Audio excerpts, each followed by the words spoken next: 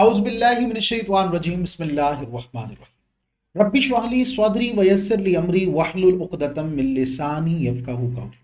अस्सलाम वालेकुम my dear students, how are you all? I hope you are all really fine and enjoying your good health. बेटा, types of information system, इसको मैं बड़ी detail से जो बुक में लिखा हुआ है उसको सिंपलेस्ट वर्ड में कन्वर्ट करके वो सारा काम तो होगा, लेकिन ये वाला लेक्चर समझना आपके लिए बहुत ज़्यादा इंपॉर्टेंट होगा because this is the main lecture कि जिसको आप अगर समझ पाए तो फिर अगली जो टाइप्स हैं इंफॉर्मेशन सिस्टम की आपको बड़े अच्छे अंदाज से समझ आ जाएगी।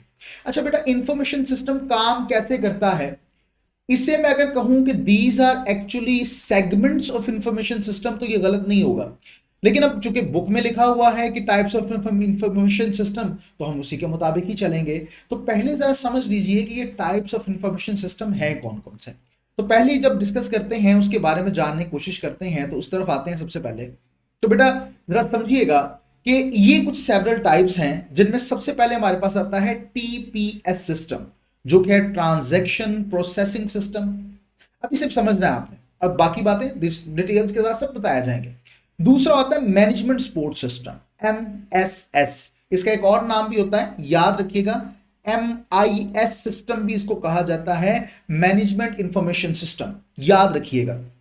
एक होता है डिसीजन सपोर्ट सिस्टम, डीएसएस इसका शॉर्ट नेम है। इसी तरह एग्जीक्यूटिव इंफॉर्मेशन सिस्टम, जिसको ईआईएफ के नाम से जाना जाता है और पहचाना जाता है। इसी तरह इसी लेवल का एक और सिस्टम है जो कि एक्सपर्ट सिस्टम है। ये तो बेसिक सिस्टम्स की टाइप होगी जो आपके सामने है। फिर ऑफिस ऑटोमेशन सिस्टम होता है जो कि फ्लो ऑफ कम्युनिकेशन को इंप्रूव करने के लिए आता है, उसके बारे में बाद में डिस्कस करेंगे। अभी आप जरा मेरी बात को बड़े ध्यान से समझिएगा, अंडरस्टैंड करने की कोशिश कीजिएगा जो मैं आपके सामने अब डिस्कस करूंगा। बेटा आप जरा ये समझ लीजिए, इस लिहाज से इसको समझ लीजिए कि समझिए कि this is a triangle in front of you. इसके अंदर तीन लेवल है, मैनेजमेंट के तीन लेवल होते हैं, आपने पढ़ा ना, स्टार्टिंग लेवल, मिडल लेवल और एग्जीक्यूटिव लेवल। ठीक है, यानी जिसे आप ऑपरेशनल लेवल कहते हैं, फिर आप उसे स्ट्रेटेजिक टेक्टिकल लेवल ये नाम देते हैं। तो तीन लेवल होते हैं मैनेजमेंट के, बस अभी इतना समझ लीजिए। पहला जो लेवल है ना, पहला सिस्टम है, जब अगर हम उसकी बात करेंगे, पहले सिस्टम को जब लेकर आएंगे उसकी तरफ जब हम आएंगे, मैं रुकिए सिलेक्ट कर लूं जरा इसे। जब आप इस लेवल के ऊपर बात करेंगे, जब इसकी सिलेक्शन की बात करेंगे, तो पहला सिस्टम आपके पास है टीपीएस सिस्टम का।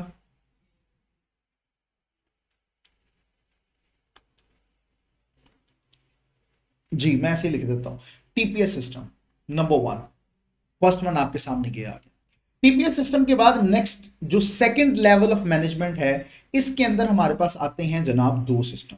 एक सिस्टम हम होता है जिसे हम कहते हैं एमआईएस, ठीक है, या एमएसएस सिस्टम, ठीक है, और इसी का ही मिडिल मैनेजमेंट में आता है जनाब डीएसएस सिस्टम भी आता है। और जब हम आते हैं अपर लेवल के ऊपर, सबसे ऊपर वाले एग्जीक्यूटिव लेवल के ऊपर, तो उसके अंदर ये दो सिस्टम यूज होते हैं। एक सिस्टम होता है जिसे हम ईआईएस कहते हैं, या ईएसएस सिस्टम या ईएस सिस्टम के नाम से जाना जाता है। अभी आप इसे समझ लीजिए अच्छे तरीके से। अब ये सिस्टम काम कैसे करता है, तरीकाकार क्या है, वही बात, तीन लेवल है, first level, second level, third level. इस तरह ये काम कर रहे होते हैं। किस तरह करते हैं, आइए अब इसको समझने की कोशिश करते हैं। आपके सामने मैंने एक डायग्राम लेकर आया हूं ताकि आप इसको अच्छे से समझ लें। ये डायग्राम है टीपीएस सिस्टम, सबसे पहला basic level, second system MMS, DSS, ES system, जो मैं पीछे आपको बड़े अच्छे अंदाज से समझा चुका।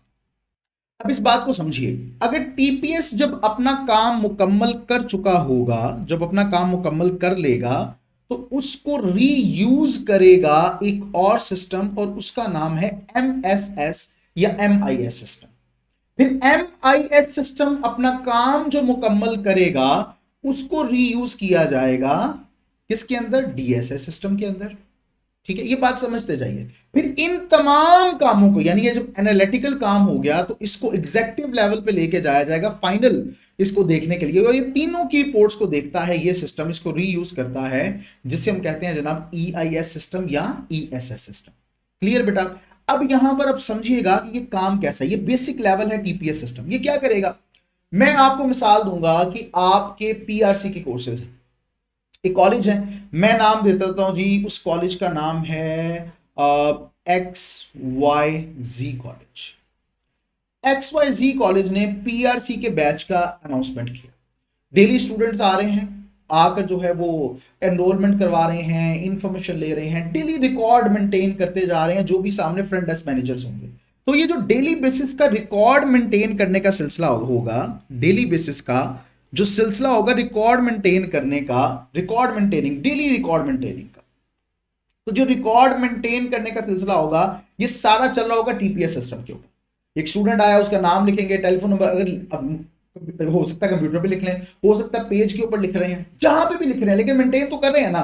तो जो डेली रिकॉर्ड मेंटेन किया जा रहा है, this system is actually called TPS system. अगर इसके सामने लिखा हुआ नहीं होता कि दिस इज टीपीएस, लेकिन जो काम कर रहे हैं वो असल में वो सिस्टम कहलाता है टीपीएस सिस्टम।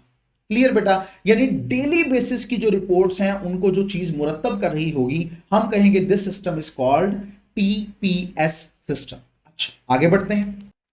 टीपीएस ने क्या काम किया, इसका ऑपरेशन क्या था? टीपीएस का ऑपरेशन की अगर बात करते हैं तो इसका ऑपरेशन क्या था कि जनाब ये रिकॉर्ड करते हैं सेल्स इनवॉइसेस को, ठीक है, उसको उन्होंने क्या किया, रिकॉर्ड कर लिया, सेल इनवॉइस को रिकॉर्ड किया। ऑपरेशन इनकी क्या है, सेल इनवॉइस डेली जो आता है, जो भी आ रहा है उसको रिकॉर्ड करते हैं अपने पास। मैनेजमेंट के लेवल की जब बात करते हैं तो मैंने आपके साथ अभी पहले डिस्कस किया था कि जब मैनेजमेंट के लेवल की जब बात की जाती है तो उसमें ये सबसे पहला लेवल है जिसे आप नाम देते हैं ऑपरेशनल लेवल का। लेवल ऑपरेशनल है ना भाई, स्टार्ट लेवल है, और इसका ऑपरेशन क्या होगा, सेल्स इनवॉइस। ये क्या करेगा, कलेक्ट करेगा, रिकॉर्ड करेगा डेली डाटा को, यानी रिकॉर्ड भी करेगा, कलेक्ट भी करेगा, ये सारा इसका काम होगा। अच्छा, अब ये जितना भी डाटा डीपीएस सिस्टम ने अपने पास रिकॉर्ड किया, अब ये डाटा दोबारा रीयूज होगा। जैसे मैंने पहले बताया रीयूज किया जाएगा, कहां पर रीयूज होगा, एमएसएस या एमआईएस सिस्टम के अंदर। जनाब ये क्या करेंगे, इनका ऑपरेशन क्या होगा कि ये रिपोर्ट्स को जनरेट करेंगे, रिपोर्ट्स को जनरेट किया जाएगा। जैसे मिसाल के तौर पर पीआरसी के लिए बच्चे आ रहे हैं ना जनाब एक्सवाईजी कॉलेज के अंदर, तो अब आप जरा यहां पर इनका काम ये होगा, वो देखेंगे कि जनाब ये पीआरसी 1 कितने स्टूडेंट्स एनरोल हुए, कितने बच्चे आए, पीआरसी 2 3 4 5 कितने बच्चे एनरोल हुए। अच्छा, पीआरसी 1 के अंदर हमारे पास 3 टीचर्स पढ़ा रहे हैं, इनमें से कितने टीचर्स हैं कि जिनके पास जो जो बच्चे आए। 2 के अंदर हमारे पास 5 टीचर पढ़ा रहे हैं, 3 के अंदर 4 पढ़ा रहे हैं, 4 के अंदर जनाब समझे 3 पढ़ा रहे हैं, 5 के अंदर 2 पढ़ा रहे हैं। तो कितने कितने एनरोलमेंट्स हुई हैं, ये सब की सब जो है वो यहां पर रिपोर्ट जनरेट होंगी, ऑटोमेटिकली होना शुरू हो जाएंगी। वो सिस्टम होता है ना, सिस्टम बनाया गया होता है, रिपोर्ट जनरेट हो रही है जनाब। यानी पीआरसी 1 है, कितने स्टूडेंट्स आए, किस टीचर के पास कितने स्टूडेंट आए, ठीक है। पीआरसी 2 है, कौन से टीचर के पास कौन कौन से स्टूडेंट्स आए, कितने स्टूडेंट्स जो हैं वो टोटल हैं, और उनमें से कितने कहां पर फर्दर डिवाइड हुए। ये सारा सिस्टम जो रिपोर्ट जनरेट करेगा वो करेगा जनाब यहां पर एमएसएस या एमआईएस सिस्टम के अंदर। क्लियर ये बात? अब आप इसे नाम दे सकते हैं कि दिस सेकंड लेवल, जो दूसरा लेवल है, अगर आप इसकी बात करेंगे तो हम कहेंगे this level is actually called tactical, यानी मिडिल लेवल। ये मिडिल लेवल क्या करेगा, टैक्टिकल काम जो है वो उसको देख रहा हो, उसके मुताबिक चल रहा हो। अच्छा, जब एमएसएस या एमआईएस सिस्टम ने अपना काम किया तो उसके बाद अब उसके डाटा को मजीद रीयूज किया जाएगा, और उसको रीयूज करने के लिए जनाब आए हैं हमारे पास डीएसएस सिस्टम। अब ये कैसे काम करता है, आइए इसके ऊपर बात करते हैं। अब जो हमारे पास डीएसएस सिस्टम है ना, ये क्या करेगा, यहां पर ये जनरेट करेगा रिपोर्ट ऑन अनसर्टेनिटी। अनसर्टेनिटी, मैं यहां पे ये बात करता हूं, मिसाल के तौर पर मैं फर्ज करता हूं कि पीआरसी 1 की जब हम बात करते हैं तो पीआरसी 1 में हमारे पास 3 टीचर थे, जिनमें ये एक टीचर जो थे ना, जिनका नाम है मिस्टर ए। मिस्टर ए साहब का बहुत नाम था, और बच्चे ये एक्सपेक्ट किया जा रहा था, ये एक्सपेक्टेशन थी कि इनके पास, मिस्टर ए के पास स्टूडेंट कम से कम 100 तो आए ही आएंगे, क्योंकि ये बड़े शानदार टीचर हैं। दूसरे टीचर हैं पीआरसी 1 के ही, जो है मिस्टर बी, उनके बारे में एक्सपेक्टेशन थी कि इनके पास 20 से 25 बच्चे तो आ ही जाएंगे कम से कम। आप समझ रहे हैं ना मैं जो बात कह रहा हूं। इसी तरह नंबर 3 या नंबर 4 है, पीआरसी 2 में, 3 में, 4 में, 5 में कुछ ऐसे ही है। डीएसएस सिस्टम अनसर्टेनिटी को देखेगा। जैसे मिसाल के तौर पर देखिए, हमने सोचा कि जनाब जो मिस्टर ए है ना, उनके पास आएंगे 100 बच्चे। अब 100 बच्चे नहीं आए, फर्ज कर लें कि इनके पास 100 की बजाय 140 बच्चे आ गए, सोचा था काफी प्लानिंग के बाद, गौर व फिक्र के बाद सोचा कि 100 बच्चे आएंगे, लेकिन यहां पे तो 140 आ गए। या चले 100 सोचा था तो जनाब 100 की बजाय बच्चे आ गए हैं जनाब 80, अनसर्टेनिटी, 20 बच्चे कम आए हैं। क्यों? वजह, रीजन क्या है? कि आप फ्रंट डेस्क मैनेजर ने सही तरह से डील नहीं किया? क्या रीजन हो सकती है कि क्या ऐसी वजह है कि जिससे बच्चे कम हुए? अच्छा, क्या ऐसी वजह है कि जिससे बच्चे इतने ज्यादा बढ़ गए? ये है जनाब अनसर्टेनिटी। और इस अनसर्टेनिटी के ऊपर जो काम करता है सिस्टम, हम कहते हैं दिस इज डीएसएस सिस्टम। अच्छा, मुझे एक बात बताइए, अगर ये टीपीएस सिस्टम ना होता तो क्या ये डीएसएस सिस्टम अपना काम दिखा सकता था? सवाल सिंपल सा आपके लिए ये है, मुझे बताइए, दिखा सकता था? आंसर है नहीं दिखा सकता। जनाब मतलब ये है कि ये सारे जो सिस्टम्स हैं आपस में इंटरलिंक्ड हैं, ये सारे काम करेंगे। अच्छा, पीआरसी 3 है, पीआरसी 3 में 4 टीचर्स हमारे पास हैं, जिनमें एक मिस्टर वाई हैं जिनका बहुत ज्यादा नाम है। उनके बारे में तो एक्सपेक्टेशन थी कि जनाब 150 प्लस तो एडमिशन इनके आए ही आएंगे, लाजमी आएंगे जी। लेकिन जनाब 150 नहीं आए, सिर्फ 50 एडमिशन आए। क्या वजह थी? कौन सा सब्जेक्ट है जो सबसे ज्यादा लीड कर रहा है? कौन सा टीचर है जो सबसे ज्यादा लीड कर रहा है? कौन सा टीचर है जो कम लीड कर रहा है? कौन सा टीचर है जो एक्सपेक्टेशन पे पूरा नहीं उतर रहा? कौन सा ऐसा टीचर जो एक्सपेक्टेशन से कहीं ज्यादा ऊपर उतर रहा है? क्या फ्रंट डेस्क मैनेजर का रोल इसके अंदर ज्यादा है? किसका रोल इसके अंदर ज्यादा है? क्या मार्केट के अंदर उनकी स्ट्रेटेजी कुछ ज्यादा है कि उन्होंने मार्केटिंग ज्यादा अच्छी उनके बारे में की गई है? क्या है कि इस तरह से ऐसा हुआ कि ये अनसर्टेनिटी हुई है? तो ये सब सिस्टम जो देखता है, ये देखने वाले सिस्टम का नाम है डीएसएस सिस्टम। और ये सब हो रहा होता है जनाब here in this middle management system, जिसे आप टेक्निकल मैनेजमेंट का नाम भी देते हैं। तो जनाब ये जो अनसर्टेनिटी की बात की करते हैं हम लोग, तो इस अनसर्टेनिटी को डिफाइन करने के लिए, उसकी रीजन को डिफाइन करने के लिए जो सिस्टम इस्तेमाल किया जाता है, we call this system as DSS system. Clear? आपको समझ आ रही है? बेसिक ऑपरेशनल लेवल के ऊपर, बेसिक लेवल के ऊपर टीपीएस सिस्टम काम करेगा, मिडिल मैनेजमेंट के ऊपर एमएमएस या एमएसएस या एमआईएस सिस्टम काम कर रहा होगा, और इसी मिडिल मैनेजमेंट के जरा ऊपर जो अनसर्टेनिटी की रीजंस को देख रहा होगा, चाहे ज्यादा आए या कम आए, व्हाटएवर जो कुछ भी है, उसके ऊपर जो काम कर रहा होगा, हम कहेंगे this system is called DSS system. ये प्रोडक्ट वाइज भी देख रहा होगा। अच्छा, आप कोर्स के बाद के अलावा बाइक के ऊपर आ जाए, अच्छा रेड कलर की बाइक है, ये ज्यादा बिकी है, 125 यामाहा, रेड कलर ज्यादा बिकी है, ये ब्लू कम बिकी है, ये कम बिकी, ये वाली ज्यादा बिकी, ये कम बिकी, ये ज्यादा बिकी। हम सोच रहे थे कि ज्यादा बिकेगी, ये कम बिकेगी, तो क्या हो गया? उल्ट हो गया, तब भी अनसर्टेनिटी। ज्यादा हो गया तब भी अनसर्टेनिटी, क्योंकि आपने काफी सोच विचार के बाद ये सारा प्लान बनाया था। ये सब क्यों हुआ, उसके ऊपर आपको बताने वाला या उसके ऊपर रिपोर्ट मुरतब करने वाला जो होगा, हम कहेंगे this system is called DSS system. Clear बेटा? यहां तक आपको बात की समझ आ गई? क्लियर है यहां तक?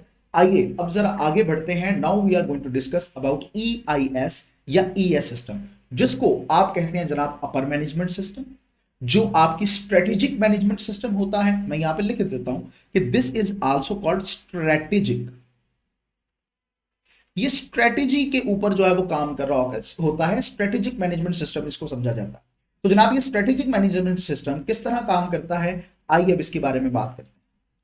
जी बेटा, मैंने वीडियो को पॉज किया था ताकि मैं ये ग्राफ आपके सामने बना सकूं और आपको अच्छे तरीके से समझ आ जाए, टाइम हमारा कुछ बचे।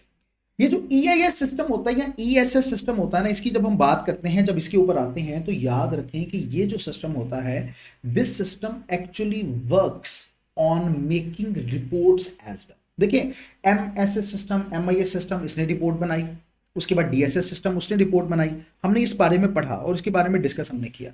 इन्होंने रिपोर्ट्स बनाई और ये डिटेल्ड रिपोर्ट्स थी जो उन्होंने मुरतब की। ठीक है, ये डिटेल्ड रिपोर्ट्स थी। इन डिटेल्ड रिपोर्ट्स को अब समराइज्ड रिपोर्ट्स में कन्वर्ट करना है।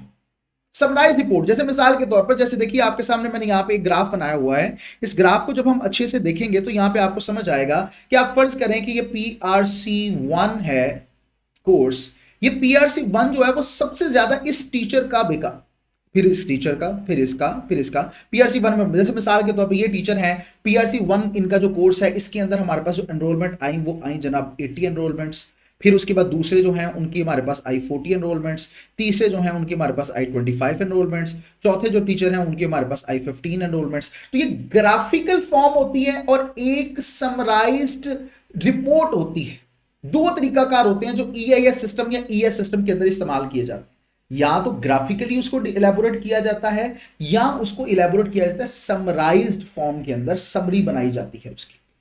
यानी क्या, यहां पे डिटेल्ड काम किया और इसको यहां पर जब EIS या ES सिस्टम की जब बात करते हैं तो इस सिस्टम के अंदर आके उसको समराइज्ड फॉर्म के अंदर रिपोर्ट्स को कन्वर्ट किया गया। यानी ये क्या करते हैं कि कन्वर्ट करते हैं तमाम ये वाली रिपोर्ट्स को, इनकी रिपोर्ट्स को समराइज्ड फॉर्म में। कैसे, या तो जनाब उसे ग्राफिकल फॉर्म के अंदर लेकर आएंगे या समराइज्ड रिपोर्ट्स बना के उसके अंदर जो है उसको शेयर कर देंगे, लेकर आएंगे। क्लियर बेटा, मुझे उम्मीद है यहां तक आपको बड़े अच्छे तरीके से समझ आई। अच्छा, डेफिनेशन भी आप अच्छे तरीके से बना सकते हैं, उसकी कोई मसला नहीं है, लेकिन मैंने यहां पे डेफिनेशन क्यों नहीं लिखवाई, इस वजह से कि आपको डेफिनेशन नहीं आनी मेरा बेटा। डेफिनेशन आपको नहीं आनी, बल्कि आपको आए गई असल में एमसीक्यूज, और आपको एमसीक्यूज का पता होना चाहिए। जब ये चीजें आपको समझ आएंगी तो फिर आप एमसीक्यूज भी उसके बड़े अच्छे तरीके से बना पाएंगे और अंडरस्टैंड कर पाएंगे। क्लियर बेटा, तो ये एक सिंपल सा एक फॉर्म थी जो मैंने आपके साथ डिस्कस की और आपके सामने लेकर आया। तो जरा थोड़ा सा मैं आपको दोबारा गाइड करता चलूं और अच्छे तरीके से बताता चलूं। तो जो टीपीएस सिस्टम होता है, जरा इसको जरा समराइज कर रहे हैं हम लोग। जो टीपीएस सिस्टम होता है ये क्या करता है जनाब, ये कलेक्ट करता है रिकॉर्ड, डेली रिकॉर्ड कलेक्ट करता है, डेली रिकॉर्ड को। ठीक है, ये मैं यहां पर बताता जा रहा हूं। यानी डे बुक्स सारी की सारी, चाहे आप उसको कंप्यूटर पे कर रहे हैं या आप उसको कर रहे हैं मैनुअली। अच्छा, जब MSS, सॉरी मैं MMS बहुत ज्यादा हमारे मुंह पे चढ़ा हुआ है बात है, और MIS सिस्टम की बात करते हैं तो जनाब ये तमाम पॉसिबल रिपोर्ट्स को जनरेट करते हैं। पॉसिबल रिपोर्ट्स मैं यहाँ पे लिखी जा रहा हूँ साथ साथ, ताकि आप इसको समझ लें।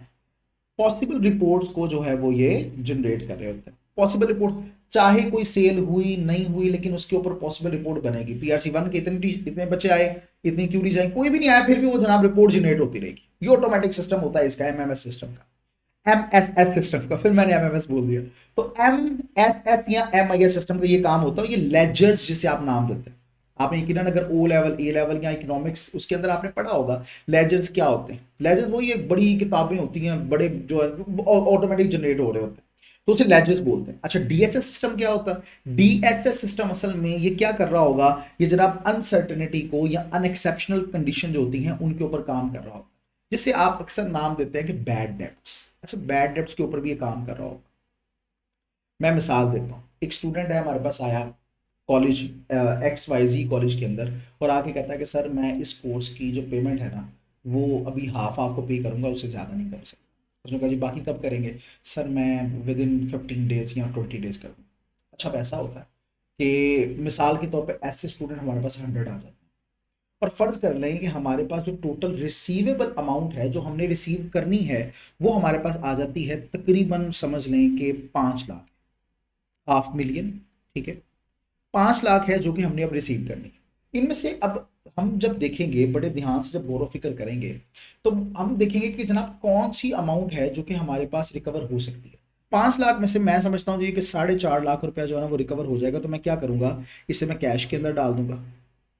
ठीक है, और जो बाकी मेरे पास 50,000 रुपये, इनमें से अनसर्टेनिटी ज्यादा है। मुझे लगता है कि अब एक स्टूडेंट है वो छोड़ के चला गया, फोन भी पिक नहीं करता, कुछ नहीं करता, तो मुझे लगता है कि ये 50,000 में नहीं आएगा, मुझे ये लगता है। तो मैं क्या करूंगा, इसे मैं एंटर कर दूंगा बैड, फिर जनाब ये मुझे पता नहीं आता है कि नहीं। तो ये वाला सिस्टम जो होता है DSS सिस्टम, ये भी इस बैड डेब्ट्स को भी देख रहा होता है और चल रहा होता है। और ये जो EIS सिस्टम या ES सिस्टम होता है, ये फाइनेंशियल स्टेटमेंट जो है वो बनाता है, उसी के मुताबिक जो काम कर रहा होता है, फाइनेंशियल स्टेटमेंट को लेके चल रहा होता है। ठीक है बेटा, तो ये सारी चीजें मैंने आपको बड़ी ही तफसील से बता दी। अब जब आप इनकी टाइप्स को देखेंगे, जब आप इनके सेगमेंट्स को देखेंगे, जो मैंने कहा था कि सेगमेंट्स ज्यादा अच्छी बात थी, आप जब देखेंगे तो आपको बड़े अच्छे अंदाज से ये समझ आएगा और आप इसको अंडरस्टैंड कर पाए। मुझे उम्मीद है बेटा कि आप इस बात को बड़े अच्छे तरीके से अंडरस्टैंड कर पाए। इंशाल्लाह अब हम नेक्स्ट लेक्चर में इनको मजीद तफसील से पढ़ेंगे। अपना ढेर सारा ख्याल रखिएगा, मिलते हैं अगले लेक्चर में। अल्लाह हाफ़िज़।